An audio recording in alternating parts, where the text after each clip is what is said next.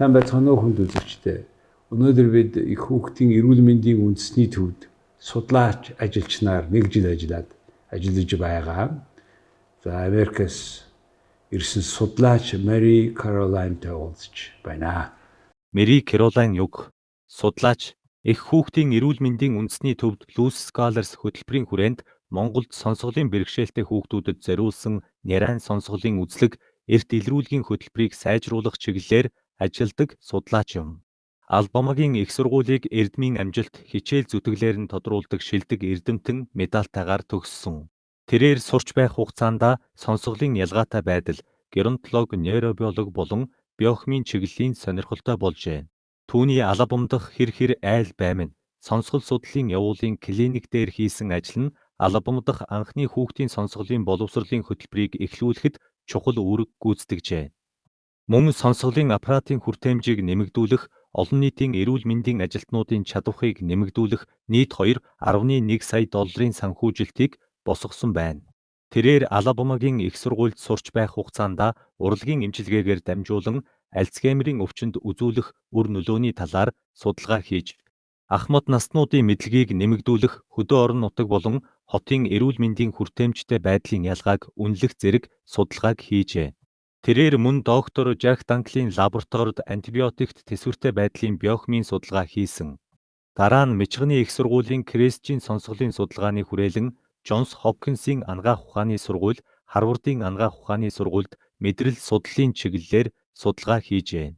Тэрээр сүүлийн 40 жилд Morshall Scholar тэтгэлгийг хүртсэн анхны сонсголын бэрхшээлтэй эрдэмтэн бөгөөд Кэролайн Оксфордын их сургуульд мэдрэл судлалын магистрийн зэрэг хамгаалсан бөгөөд тэрээр функционал холболт, зүрхний цохилтын хэлбэлзэл, түүнчлэн кортикофугаалын проекцийн үүрэг бүхий судалгаан дээр ажиллаж байжээ. Оксфордын их сургуульд анагаах ухааны антропологийн чиглэлээр магистрийн зэрэг хамгаалсан бөгөөд дүлий хүмүүсийн анагаах ухааны хүртээмж, хэтийн төлөвт анхаарлаа хандуулсан. Тэрээр бага орлоготой гэр бүлийн сонсголгүй хүүхдүүдэд хэлний хөнгөлөлттэй сургалт явуулдаг аудиторийн Эрүүл UK буйны байгууллагад дүлий хүүхдүүдийн мэдрэхүйн интеграцчлалын хүндрэлд дүн шинжилгээ хийж профайлыг бий болгохоор ажилласан. Оксфордын их сургуульд анагаах ухааны антропологийн чиглэлээр магистрийн зэрэг хамгаалсан бөгөөд сонсголын бэрхшээлтэй хүмүүсийн эрүүл мэндийн үйлчилгээний хүртээмжид төвлөрсөн. Тэрээр бага орлоготой гэр бүлийн сонсголгүй хүүхдүүдэд хөнгөлөлттэй сургалт явуулдаг аудиторийн Эрүүл UK байгууллагад мэдрэхүйн интеграцчлалын асуудлыг судлан ажилласан. So good evening. Hi, thank you for having me. Well, very interesting. How come that you decided to come to Mongolia? What was the occasion? So I received a fellowship called the Henry Luce Fellowship, and it's through the Asia Foundation and the Henry Luce Foundation. And they send 18 Americans all across Asia for a 1-year work placement. And I decided to pick Mongolia because I received an offer to collaborate with the Global Foundation for Children with Hearing Loss, which is an American nonprofit that helps build local and professional expertise in pediatric audiology and healthcare for deaf babies. So you have been doing this research from your student time. You were one of the best students at Alabama University. Then you went to Oxford doing the same research. How do you find the issue of babies' death in Mongolia, death issue? Yes, so part of my role is trying to build a research environment for newborn hearing screening and early intervention services. So the Global Foundation for Children with Hearing Loss has donated 10 newborn hearing screening devices or newborn hearing screening devices to 10 hospitals. In Mongolia? In Mongolia. You are the only one student, researcher who came to Mongolia. And you have brought 10 screening devices for the death of children, right? Yes.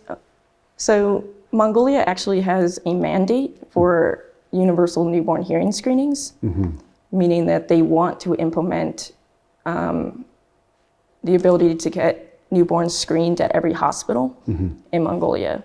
So as part of that effort, the Global Foundation donated 10 newborn hearing screening devices to Mongolia. And part of my job here is to create like a research database for how many newborns get screened, diagnosed, and then what intervention services they receive. So we have the mandate to screen all babies, Yes. whether their hearing is normal or not. Yes. And now 10 hospitals, mostly in Ulaanbaatar or around Ulaanbaatar? So the National Center for Maternal and Child Health, and then the second addition to that hospital, 2 district hospitals, the 3 maternity hospitals in UB, and 4 provincial hospitals. Provincial, which one? Oh, You visited?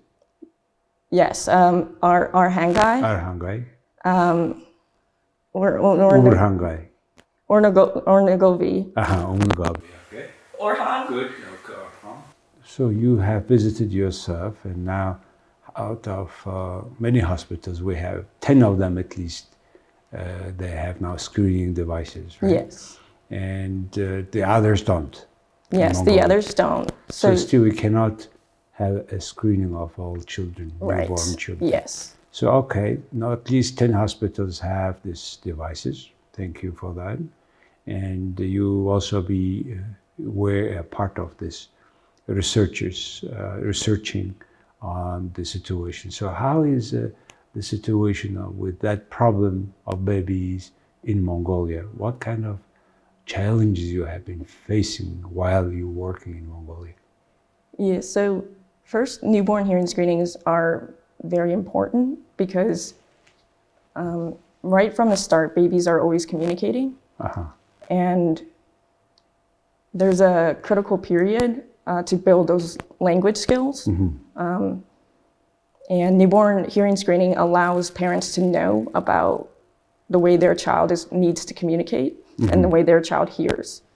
And you can't tell from the start if a baby can hear or not. You can only do it through 2 types of newborn hearing screening devices. One detects the response of the auditory nerve to the sound, and then the other detects the response of the ear to sound. And those are the newborn hearing screening devices that are at the hospitals. And without newborn hearing screening, without that screening device, it's very hard to, Yes, it's impossible to detect actually. Yes, yeah. So can you have some statistics from each hospital or altogether? I mean, how many you have been tested, newborn babies? I mean, obviously they are doing that now every day. Yeah. Because babies are born. And I mean, how old is to be baby days to be screened, or it is just day 1? Yes, so right now, all newborns that are not at risk are screened 24 hours. Within 24 hours after birth? Yeah, in the maternity ward. Okay. And if they get a referral, they are directed to the audiology outpatient clinic, ideally before 1 month, to receive a diagnosis. All right. And then by 3 months, they should receive some sort of early intervention services, such as... if they think there is a problem, right? Yes, yeah. Okay, so how many, I mean, give us just a description of statistics. I mean, how many children you were screening and how many of them found out positive or negative, whatever is in your terminology. Yeah, so when all the newborn hearing screening devices were first implemented in UB, they were the Global Foundation was able to screen 30,000 babies and diagnose 200 children. And this was in 2019. Okay, in 2019. By that, in Mongolia, right? Yes. They had screening devices then. So now in order to expand and maintain the program, there needs to be more government engagement and funding. So in 2019, global foundations have made tests for 30,000 newborn baby. And how many of them had a problem with hearing? 200. 200. Is it a lot or is it normal? Is it compared with the other countries? That is typical, right? Typical. Yeah. Okay. Well, at least we have observed 200 babies with these problems, and otherwise we could not observe, right? So so then what happens? Okay, they have, I mean, it's 2019. How about your research here for last year? Yeah, Is so it about the same ratio or is it different? so before the newborn hearing screening devices had a tracking system, and the tracking system could monitor all newborn screenings, referrals, diagnoses. But the tracking system was expensive. It was around $25,000 a year. And the National Center had a trial period for that tracking system, but could not get the funding from the government to subsidize those costs. So now I'm trying to develop like a low-cost research database and tracking system, which is still ongoing, and hopefully pushing for nationwide expansion through more government engagement and local support. So even after finding these 200 kids in this 2019, we were not able to proper tracking them. I mean, in terms of treatment and recovery. Yeah, so we can track their. So in 2019, they were able to track and monitor. Now that system is not able to. It's paper-based, so it's more backlogged. So it's not real-time tracking. So we don't know yet what happened now. These kids to be babies to be now 5 years old, and this 200 babies now 5 years old. We don't know how many of them have solved the problem or not.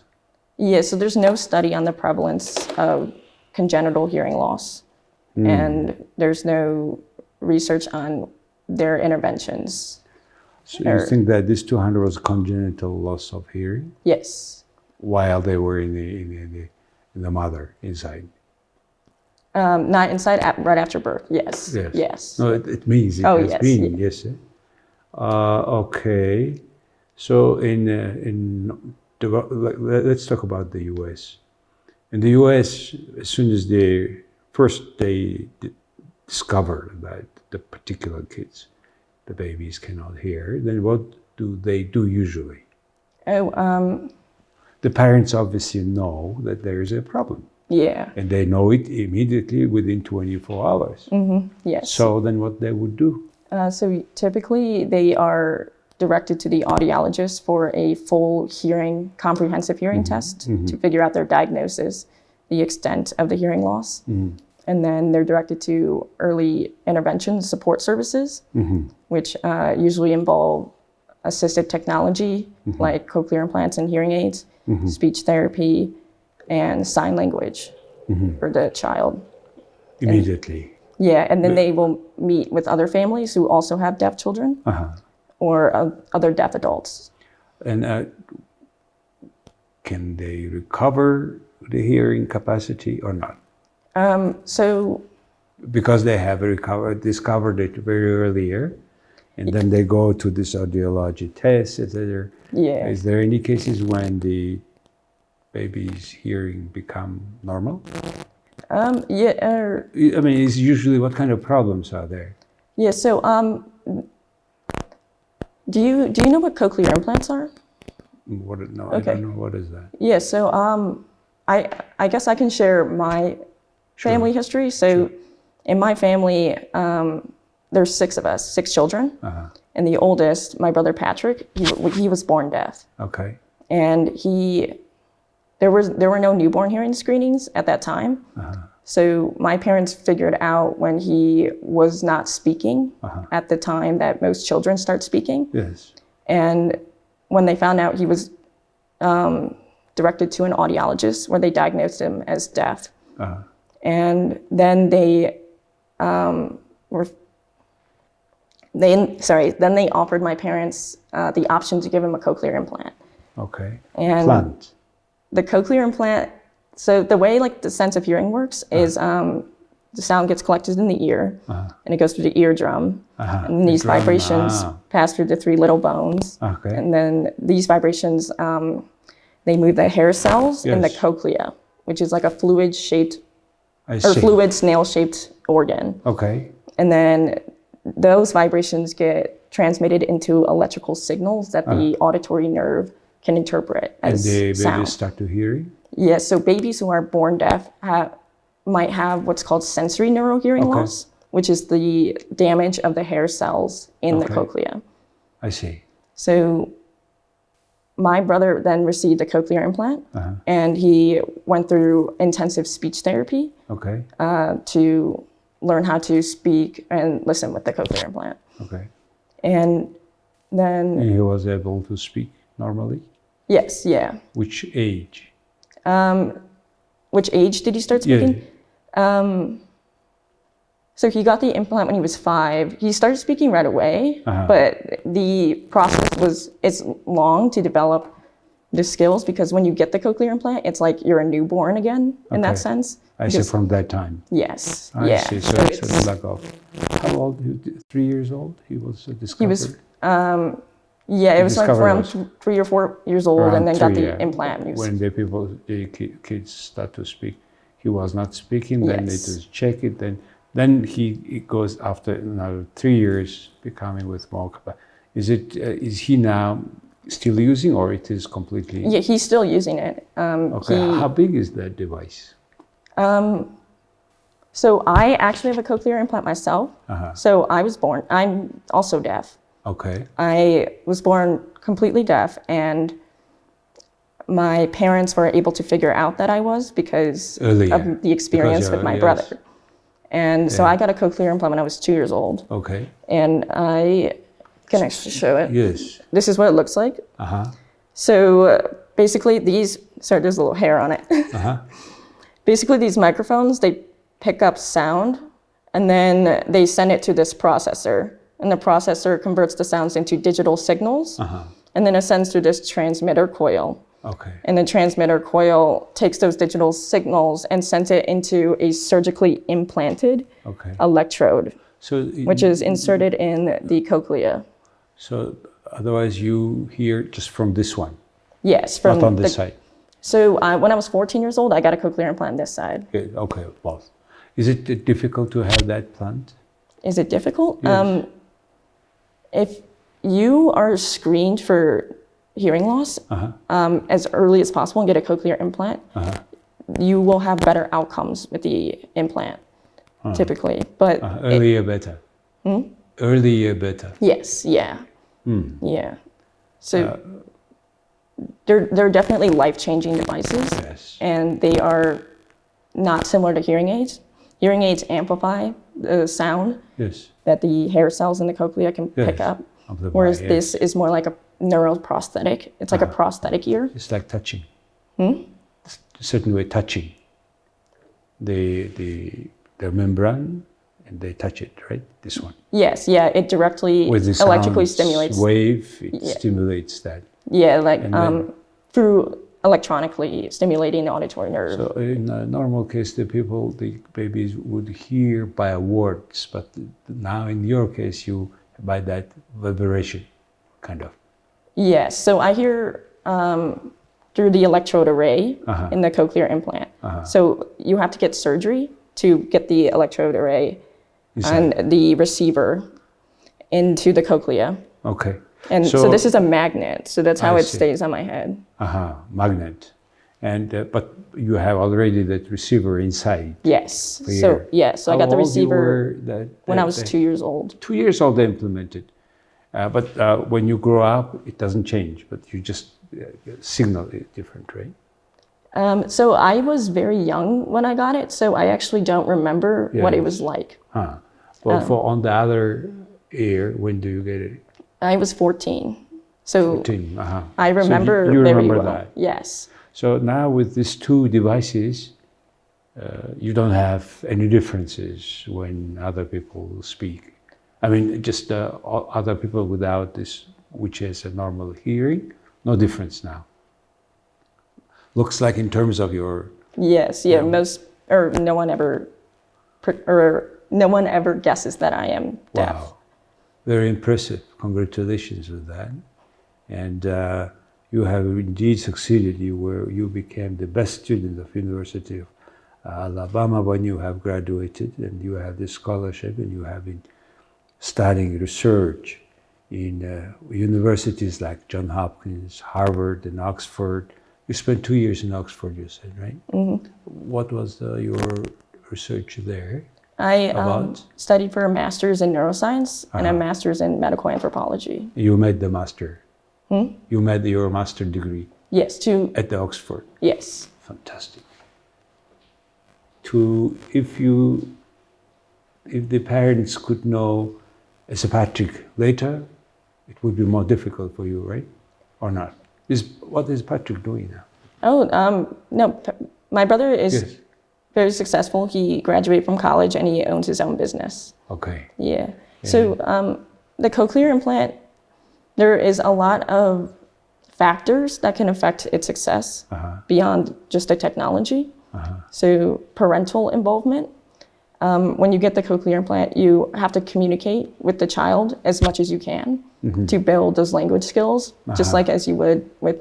Even after they putting all these things and provided that. Have you seen anybody in Mongolia with these old devices? Yes, so there are children. Okay, how they got it? How did they got it? Yes. So in Mongolia, children are receiving cochlear implants later than expected due to lack of newborn hearing screening. So how many children there have you have met with that plant?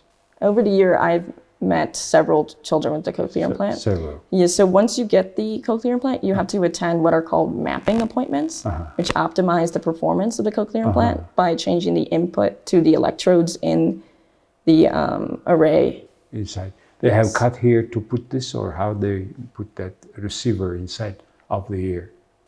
It's through surgery. So they have to put it behind the ear. Behind the ear. Yeah. Put it, then put it back. Yes. And that receiver you will not be changing it. It will be all time receiving. Yes. You need only that device, right?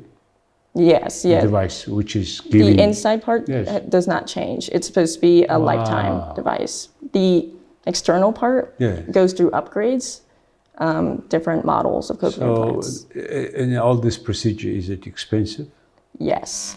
Yeah. So in Mongolia, the surgery, the internal implant, and the device are all covered by health insurance. But can Mongolian doctors do that?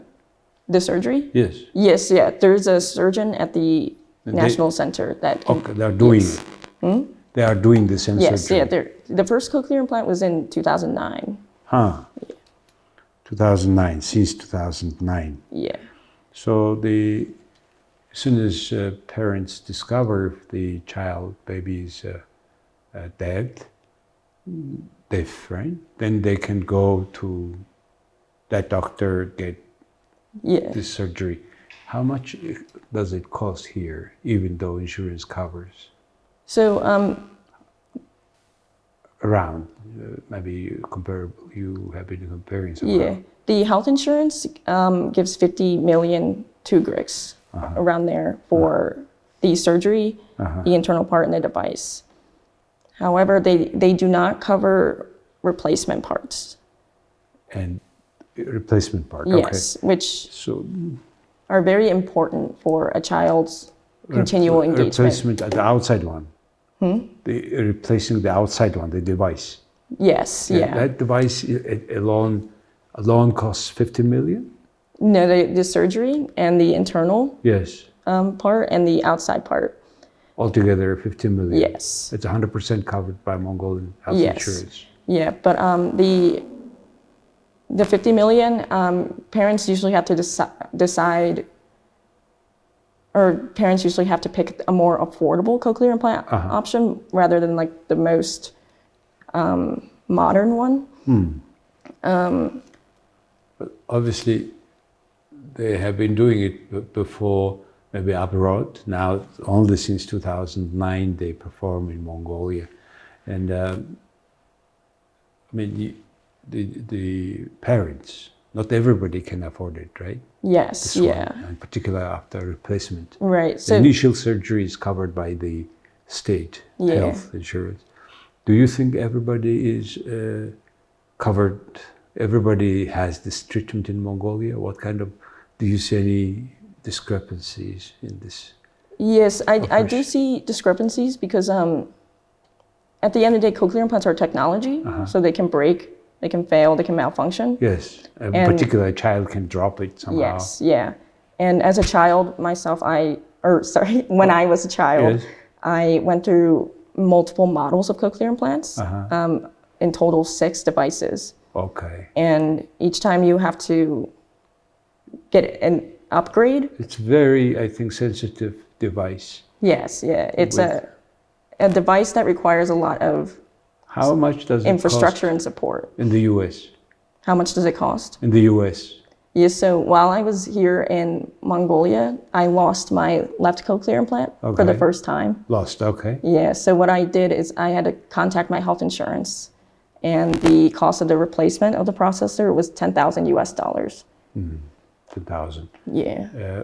Does insurance cover you or not? Yes, my insurance covered. Yeah. Okay, 10,000. Yes. So I will get Just replacing the one. Otherwise, the initial should be even more expensive. it changes over time as new models. Probably. Yeah. The technology, while you are here, you are more than 20 years probably wearing on the right side. The first one and this one, big change? Yes. There's a big change in the way I perceive sound between these two implants. Oh, is it? Yeah. Size-wise too? Size-wise? Yes. How big is that? The first one and currently this one? Yeah, so when I first, after the surgery, you get what's called a hookup, where they put the implant on and you turn it on. And it's like the first time that part of your brain is receiving any stimulation. So when my mom said, "Can you hear me?" it just sounded like garble because my brain was not used to perceiving those words. So I had to train myself to learn how to listen with it. But it's still different. It sounded just completely different, unnatural compared to this one. This hearing feels very natural, and I don't remember when it was turned on. So I think it's because the length of, they call it auditory deprivation, will affect the outcome of the cochlear implant.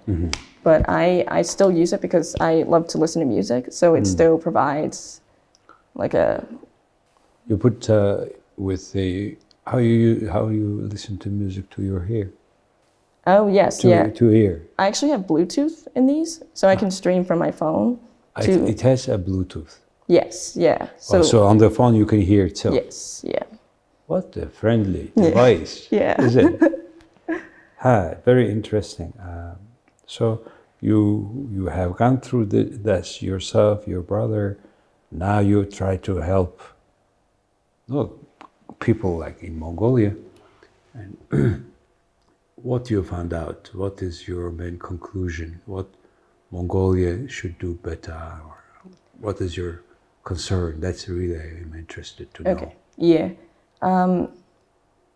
So there is one deaf school in UB, Okay. and some of the children there that use cochlear implants, they can't use them anymore because some of the parts that they need to replace are too expensive, or parents feel like they didn't get all the information that they needed to know how much support and work that you need to maintain engagement with the cochlear implant. Like for example, there's little parts that will wear away over time. So this coil, it might just fray just over time when you wear it all the time. Or microphones, they collect dust and it has dirt. a battery you need to replace. What, sorry? Battery. Yes, the batteries too, those cost money. And if a part is missing or breaks, it can be difficult on the parents to afford to maintain that. And cochlear implant outcomes can actually be variable. And not every deaf child is the same. And there's many communication methods for each deaf child. So what we are saying, what I understand now, is every child, if we discover earlier it's deaf, then we can get, with these all devices, proper treatment, care of parents, we can get into the full function in person. Everybody can be, right? Yes, yeah. It's amazing. And because until recently, well, if it's born deaf, then forget it. It will remain the same. This kind of understanding was in the society. Now with all this news, sounds very good, and I think gives a lot comfort and confidence in parents, which is very important. So out of you said you are, how many of you are siblings? I have 6 siblings. 6 siblings. Or sorry, 5 siblings. I'm the 6th. Yeah. 2 of them have. Yes. Yes. The rest is okay. Yeah. The remaining. Yeah, so 95% of deaf children are usually born to hearing parents. Wow. Yeah. So my parents had no family history of deafness. So sometimes when a parent has a deaf child, that's the first deaf person they ever meet. So not only should there be support for like cochlear implants and hearing aids or in speech therapy, sign language, meeting other deaf children or other deaf adults can really help parents know what to do with their child, because sometimes parents feel alone when they first get that diagnosis. So if newborn hearing screenings are expanded in Mongolia, it's really important to build that early intervention pipeline where parents can access cochlear implants, speech therapy, sign language, and a community of people that have been through the same process. Right now, there isn't that pipeline yet from the hospital to from when the child leaves the hospital.